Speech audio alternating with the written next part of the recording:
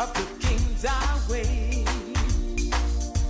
And so we keep moving up, moving up, moving up. Oh Lord, don't you know that I'm moving up the King's Highway, up the King's Highway?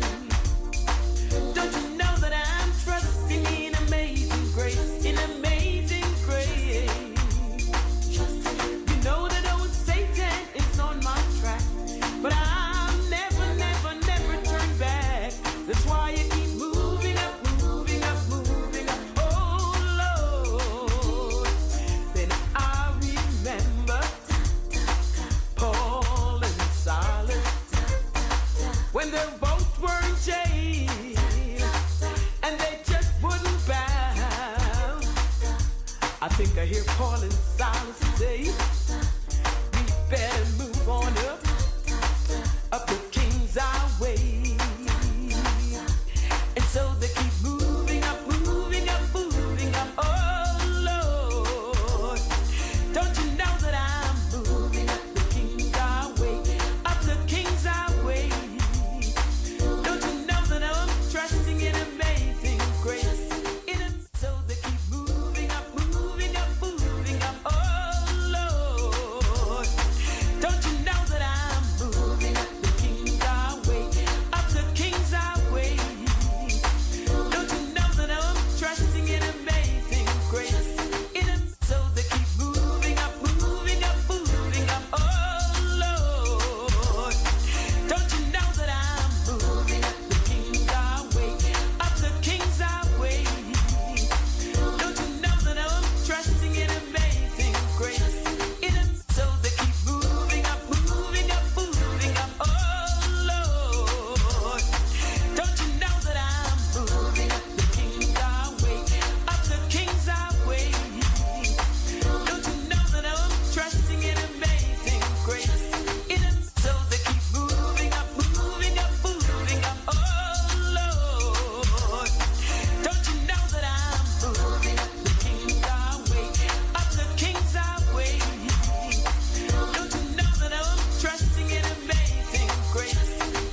So they keep moving up, moving up, moving up. Oh Lord, don't you know that I need a mission.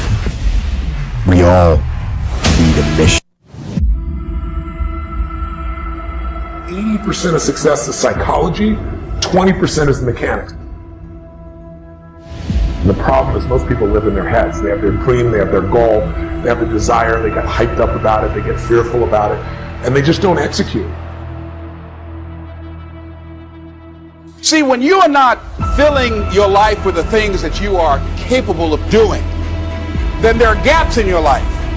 And what we do when we're not living out our true identity, we begin to fill the gaps. We fill the holes with garbage, alcohol, drugs, worry, self-destructive behavior. So when you begin to look at your life and you know that you're not doing what you can do because you have allowed yourself to be held captive by your fears. Now, when you don't have a true appreciation and acceptance for who you are, and you allow yourself to be immobilized by fear, what happens in the process is that you begin to abuse yourself. You begin to sabotage your life, you begin to sabotage your dreams, you begin to unconsciously work against yourself. You become your own worst enemy. So what do you do about that? I need a mission. We all need a mission. That's what life should be, is a mission. That's what gives your life purpose and focus and drive and ultimately satisfaction. There's things that you know you're supposed to do as a human being, things that you know are going to improve your life. Do those things. There's things that you know are going to make you a worse person and make your life worse. Don't do those things. And sometimes people ask me what to do if they don't know what their mission is or what their mission should be. And I tell them, if they're in that situation, to go help someone. Go help someone else. Make that your mission. Because that will make you better, and it'll make the world better. And eventually from that, you'll see what your mission is. Well, you begin to realize that your dream and your gifts have so much meaning and so much value for you till your hunger for them will give you a special drive. As you work on yourself, as you begin to acknowledge your true identity, true power that you have, the true capacity you have to bring about change, the miracle working power that you have within yourself to do the things that you want to do. You only live once, so do what you feel passionate about.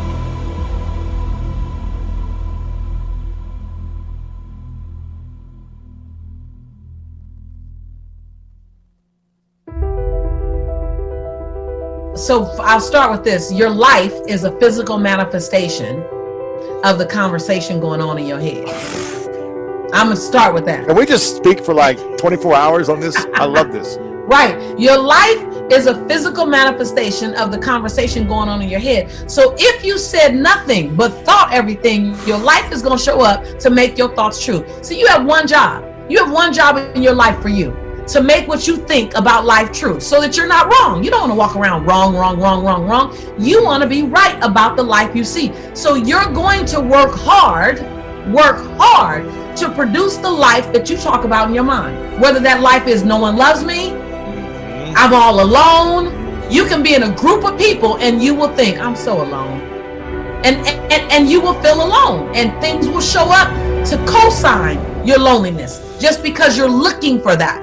And so if you start with, I'm gonna say the mind, like the mind is that thing. The mind is the core engine. It starts all things.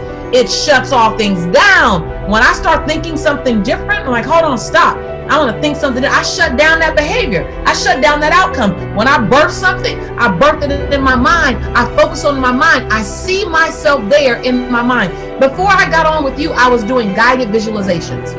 I'm recording them so people, and I mean, they're juicy. And I'm saying, see yourself here. Because if you can see it, and then the key is evoke the emotion as if you were there. Yep. Right? And that's why people who are sad all the time are sad, because they're thinking of things that make them sad. And then the emotion follows the thought. So I'm going to say everything starts with your thought, Lewis. But let me just say this. When you speak your future into the world. You speak your future. Whatever you say, whatever falls off your tongue, when you say I am, right? The unconscious mind says, and you are so. Whatever comes on the other side of that. And so you ask me a hard question, which one is most important? The thought. It starts with the thought. I think the thought is that's where everything originates. And then you add a whole lot of turbo boost to it with your tongue. Most people are not living their dreams because of fear, ladies and gentlemen. I was in Columbus, Ohio yesterday speaking for a particular Ohio department. Young lady named Karen who greeted me, who organized the event. Very talented, very skillful. And she was talking about she wanted to become involved in the consulting business. I said, why aren't you doing it? I said, you have the abilities. I said, you're not here because they like you. You're here because you're doing the job. You're making things happen. And she came up with all kinds of ideas, but finally she said, I guess I can't see myself doing it. I guess I'm afraid. Fear, limited vision, and lack of self-esteem is what keep most people doing things they don't want to do. I flew from Columbus, Ohio to Denver, Colorado to a major communications company, and the person that picked me up at the airport told me about the fact that the company was planning on having a major downsizing, and they offered some of the employees there an early retirement, and some of them will earn as much as $300,000. And they said, this is the last time that you can take this offer. If you don't do it when we have the downsizing, you might be among those who will lose their jobs, and all you will get is your severance pay. And only 50% of the people who were eligible to take the $300,000 took it. The others were afraid to take a chance on themselves. The others couldn't see themselves beyond that company. They couldn't see life after that company. The same reason that people stay in relationships where they're abused or they're unhappy or it's unfulfilling. They can't see themselves beyond that relationship. They can't see themselves enjoying life without that person. They think that this is all that they can do. The same reason that people get stuck at a certain level in life. They can't see things being better for them. And they think that this is it and this is all they deserve. This is all they've ever seen. It's been passed on to them. And they think that this is it for them. Oh no. Everybody experiences extreme stress at some point in their life. I don't care who we are. Something happens outside our control and it hits our life and it knocks us on our tail. It might be a health stress. It could be something with your family. It could be economic, career. It could be something emotional that happened, biochemical. There's so many things. It could be an environmental situation that had nothing to do with you. Every one of us in our lifetime are experiencing extreme stress these days because of the economy and the way we respond to it. The majority of people are experiencing some form of extreme stress, at least according to polls. Stress doesn't come from the facts. Stress comes from the meaning that we give to things. Yes, those things have happened, but the real question is, if we fight what's happened, we've got a problem. We've got to decide, what are we going to do with what's happened in our life? How are we going to take this? How are we going to mold this? How are we going to turn our life around? Because when you come up with a new meaning, you get a new life. And we're going to take a look at something from a different perspective. We're going to ask you this question. What is the single force that controls the quality of your life? If there was one gift our Creator has given us, or the universe, whatever you believe, what is it? What is the one power that you have right now in this moment that can change everything? You have it, I have it, we all have it. This one singular individual power that can change anything in our life, regardless of what's happened to us. And I know you know the answer. The answer is the power of choice. The one thing we have in this world is we can't control the events, but we can choose what to focus on, we can choose what things mean, and we can choose what to do. Those three choices, those three decisions really control our life. It's not so much the conditions of our life that control our destiny as much as the decisions of our life. Try for a second to think about something. Think about your life. And just think about, are there a few decisions? If I were to ask you 2 decisions you've made in your life, you know, that if you would have made a different decision, you would have a totally different life. I mean, it may be, a life may have been better, or it may have been worse, I don't know, but you would have a different life. I'm not asking you to buy into the fact that you should have known the answers. I just want you to see the power of a decision. How is your life better today because of a decision you made?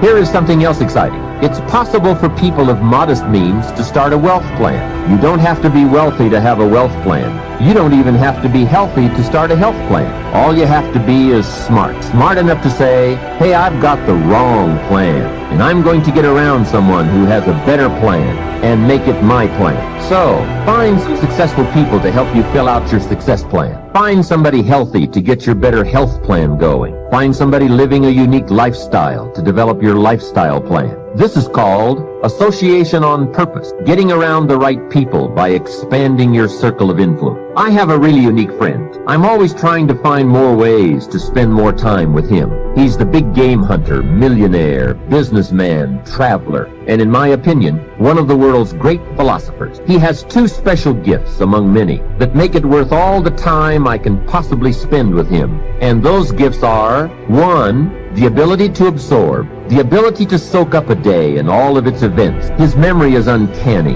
I swear he remembers in detail almost every day of his life and every book he's read. I think it is more exciting for him to go to Spain and come back and tell you about it than it is to go yourself. And the reason is, when he's there, he doesn't miss anything. He picks up the sounds and the colors, the experiences and the happenings. He absorbs like a sponge the sight, the people, the whole scene.